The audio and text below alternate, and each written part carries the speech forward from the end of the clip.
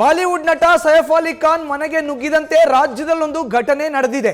ಶಾಸಕಿ ಕರೆಮಾ ಜಿ ನಾಯಕ್ ಮನೆಗೆ ನುಗ್ಗಿದ್ದಾರೆ ಅಪರಿಚಿತ ವ್ಯಕ್ತಿ. ಸೈಫ್ ಅಲಿ ಖಾನ್ಗೆ ಮನೆಗೆ ಯಾವ ರೀತಿ ನುಗ್ಗಿ ಚಾಕು ಇರಿತ ಆಯ್ತೋ ಅದೇ ರೀತಿಯ ಮಾದರಿಯ ಘಟನೆಯೊಂದು ರಾಜ್ಯದಲ್ಲಿ ನಡೆದಿದೆ. ಶಾಸಕಿ ಕರೆಮಾ ಜಿ ನಾಯಕ್ ಮನೆಗೆ ನುಗ್ಗಿದ ಅಪರಿಚಿತ ವ್ಯಕ್ತಿ ಆತ ಕಳ್ಳತನ ಮಾಡೋಕೆ ಬಂದಿದ್ದಲ್ಲ ಅಂತ ಶಾಸಕಿ ಕರೆಮಾ ಸ್ಪಷ್ಟನೆಯನ್ನ ಕೊಟ್ಟಿದ್ದಾರೆ. ಕಳ್ಳರು ಬಂದಿದ್ದಾರೆ ಅಂತ ಗಲಾಟೆ ಆದ್ರೂ ನನಗೆ ಎಚ್ಚರಿಕೆ ಆಗಲಿಲ್ಲ. ನಾನು ನಿದ್ದೆ ಮಾಡ್ತಾ ಇದ್ದೆ, ಎಚ್ಚರಿಕೆ ಆಗಲಿಲ್ಲ ನನಗೆ. ಕಿಟಕಿಯಿಂದ ನನಗೆ ನಿದ್ದೆ ಬರುವ ಹಾಗೆ ಏನೋ ಮಾಡಿದ್ದಾರೆ. ಮರುದಿನ ನನಗೂ ಮೈಕೈ ಭಾರ ಆಗಿ ಬಹಳ ಸುಸ್ತು ಆಗಿತ್ತು. ಹೀಗ್ಯಾಕೆ ಆಯಿತು ಅನ್ನೋದು ನನಗೆ ಈಗಲೂ ಸಹ ಗೊತ್ತಾಗ್ತಾ ಇಲ್ಲ. ಅದರ ಬಗ್ಗೆ ಅನುಮಾನ ಇದೆ. ನ್ಯೂಸ್ ಫಸ್ಟ್ಗೆ ಜೆಡಿಎಸ್ ಶಾಸಕಿ ಕರೆಮಾ ಜಿ ನಾಯಕ್ ಮಾಹಿತಿಯನ್ನು ಕೊಟ್ಟಿದ್ದಾರೆ.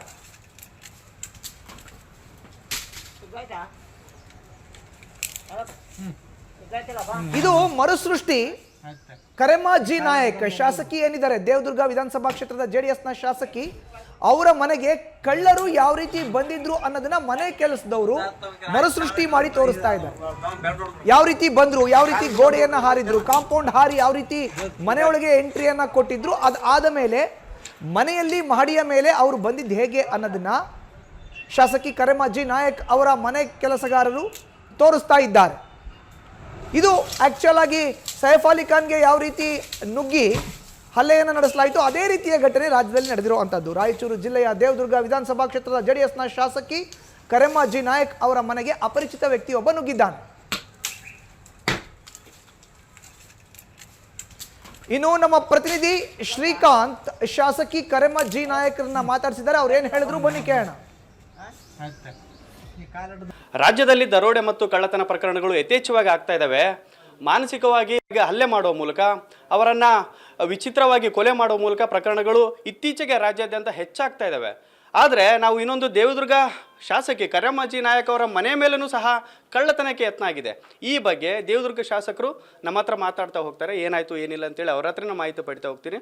ಮೇಡಮ್, ಯಾವಾಗ ಈ ಇನ್ಸಿಡೆಂಟ್ ಆಗಿದ್ದು ಅಂತ?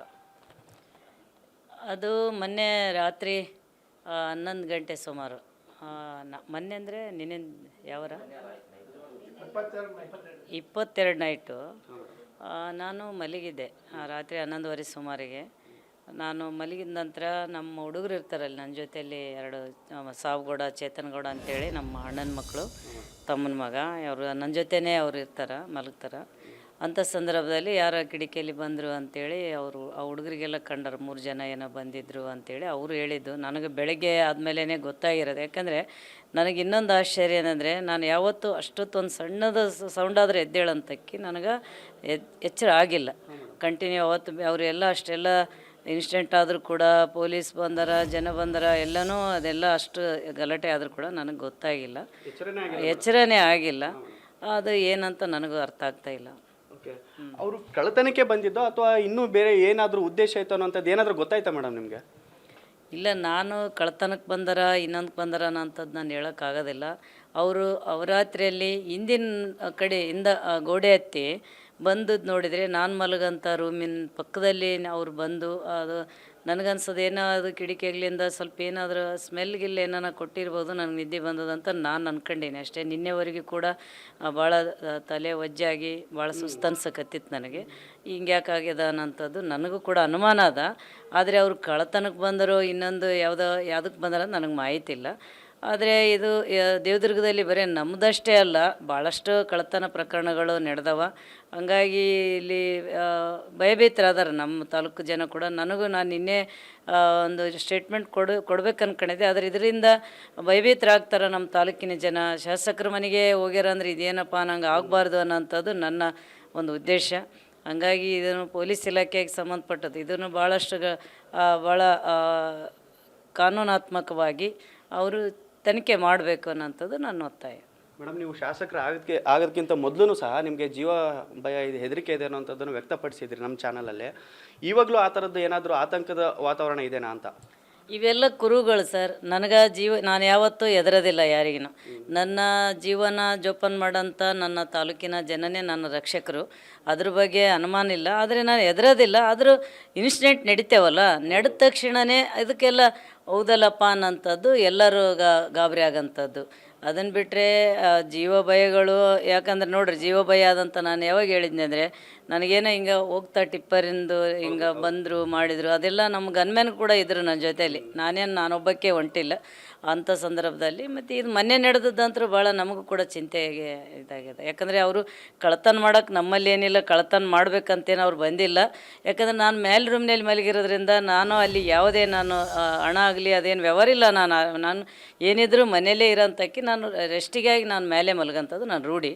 ಹಂಗಾಗಿ ಏನು ಎದಕ್ಕೆ ಬಂದಿದ್ರು ಅಂತ ನನಗೆ ಮಾಹಿತಿ ಇಲ್ಲ. ಈ ಬಗ್ಗೆ ಪೊಲೀಸರಿಗೆ ಏನಾದರೂ ನೀವು ಮಾಹಿತಿ ಕೊಟ್ಟರೆ, FIR ಏನಾದರೂ ಆಗಿದೆನಾ ಅಥವಾ? ನಾನು ಈಗ ನಮ್ಮೇನು PA ಅವರು ಅಜಯ್ ಅವರು ನಮ್ಮೆಲ್ಲ ಹುಡುಗರು 112ಗೆ ಫೋನ್ ಮಾಡ್ಯಾರ, CPI ಅವರಿಗೂ ಕೂಡ ಫೋನ್ ಮಾಡ್ಯಾರ. 112ದವ್ರು ಬಂದು ಅವರೆಲ್ಲ ಸರ್ಚ್ ಮಾಡ್ಯಾರ. ಅವ್ರಿಗೆ ಕೂಡ ಕಣ್ಣಿಗೆ ಬಿದ್ದದ್ದು ಏನಂತಂದರೆ 3 ಜನ ಬೈಕ್ ಮೇಲೆ ಓಡೋದ್ರು ಅನ್ನೋಂಥದ್ದು ಅವ್ರ ಗಮನಕ್ಕೆ ಬಂದದಂತ. ಆದರೆ ಬೆಳಗ್ಗೆ 12:30 ಆದರೂ ಕೂಡ ನಾನು ಅಲ್ಲೇ ಇದ್ದೆ. ಅದು ನನಗೆ ಗೊತ್ತಿಲ್ಲ, ಎಲ್ಲ ಇಡೀ ತಾಲೂಕಿನ ಎಲ್ಲ ನಮ್ಮ ಕಾರ್ಯಕರ್ತರಿಗೆ ಜನರಿಗೆ ಗೊತ್ತಾದ ಮೇಲೆ ಅವ್ರು ಬಂದು ನನ್ನ ಕೇಳ್ತಾಯಿದ್ರು, ಏನು ರೀ ಹಿಂಗಾಗ್ಯದ ಅಂತ. ನಮ್ಮನೆ ಕೂಡ ನನಗೆ ಹೇಳಿಲ್ಲ, ಮತ್ತೆ ಭಯಪಡ್ತಾರೆ ಅಂತ. ಹಂಗಾಗಿ ಅಷ್ಟೊತ್ತಾದರೂ ಕೂಡ ಪೊಲೀಸ್ ಇಲಾಖೆಯವರು ಒಬ್ಬರು ಶಾಸಕರ ಮನೆಗೆ ಈ ಥರ ಆಗ್ಯದಂದರೆ ಇವರು ವಿಳಂಬ ಮಾಡ್ತಾರಂದ್ರೆ ನಮಗೆ ಭಾಳ ಏನು ಹೇಳ್ಬೇಕು, ನಮಗೆ ನಾಚಿಗೆ ಬಂದಂಗೆ ಆಗ್ತದೆ. ಕೊನೆಯದಾಗಿ ಮೇಡಮ್, ಈಗ ಜನಸಾಮಾನ್ಯರಿಗಾದರೆ ಒಂದು ರೀತಿ ನೀವು ಶಾಸಕರು, ತಮಗೂ ಭದ್ರತೆ ಇರುತ್ತೆ, ಎಲ್ಲ ಕ್ಷೇತ್ರಕ್ಕೂ ತಾವೇ ಫಸ್ಟ್ ಪರ್ಸನ್ ಅನ್ನುವಂಥ ರೀತಿಯಲ್ಲಿ ನಿಮಗೆ ಈ ರೀತಿಯಾಗಿ ಆದರೆ ಕಾನೂನು ಸುವ್ಯವಸ್ಥೆ ಯಾವ ರೀತಿಯಾಗಿ ಇರ್ಬೋದು ಅಂತ ದೇವದುರ್ಗದಲ್ಲಿ? ಇವತ್ತು ಜೀವ ಎಲ್ಲರದಷ್ಟೇ, ಶಾಸಕರದು ದೊಡ್ಡದು, ಸಾಮಾನ್ಯರದ್ದು ಸಣ್ಣದನ್ನಂಥದ್ದಲ್ಲ. ಪೊಲೀಸ್ ಇಲಾಖೆ ಏನು ಸಂಬಂಧಪಟ್ಟ ಒಂದು ಇಲಾಖೆ, ಅದ್ರ ಬಗ್ಗೆ ಅದು ದಕ್ಷವಾಗಿ ಕೆಲಸ ಮಾಡಲೇಬೇಕು. ಮಾಡಿದಾಗ ಅಲ್ಲಿ ಅಂಥ ಪ್ರಕರಣಗಳು ನಡೆಯೋದಿಲ್ಲ. ಏನಕ್ಕೆ ಗೊತ್ತಿಲ್ಲ ನನಗೆ. ಇದು ಯಾಕಿನ್ನ ನಾನು ಕೂಡ ಈಗ ಮೀಟಿಂಗ್ನಲ್ಲಿ ಚರ್ಚೆ ಮಾಡ್ಬೇಕು ಅನ್ಕೊಂಡೇನೆ. ಅವಕಾಶ ಸಿಕ್ಕರೆ ಇದ್ರ ಬಗ್ಗೆ ನಾನು ಮಾತಾಡ್ತೀನಿ. Thank you. ಇದಿಷ್ಟು ದೇವದುರ್ಗ ಶಾಸಕರ ಒಂದು ಸ್ಪಷ್ಟ ಮಾತುಗಳು. ಕ್ಯಾಮ್ರಾ ಪರ್ಸನ್ ಹನುಮಂತ್ ಜೊತೆ Srikanth Savooru, news first, Raichur. News first ನಿರ್ಭೀತಿಯಿಂದ ನಿಮ್ಮ ಪರವಾಗಿ.